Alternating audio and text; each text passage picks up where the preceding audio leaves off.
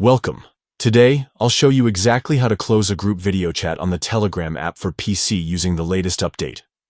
If you're hosting or part of a video chat in a Telegram group and want to end it properly, just follow these simple steps. First, open your Telegram app on your PC and navigate to the group where the ongoing video chat is happening. Once you're in the group chat window, look for the call icon. This is usually the middle icon at the top of the screen. Click on it to open the call menu. Next, you'll see the option to start video chat. Click on that. If prompted, select your account and then click Continue to join the video chat. Now that you're in the video chat, look towards the top right corner for the three dots icon. This opens the video chat menu.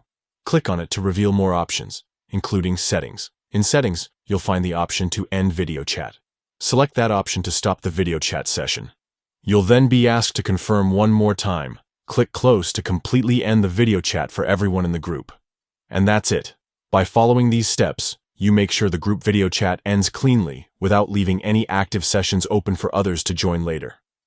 This is especially helpful if you want to keep the conversation private or simply wrap things up efficiently after a meeting or hangout.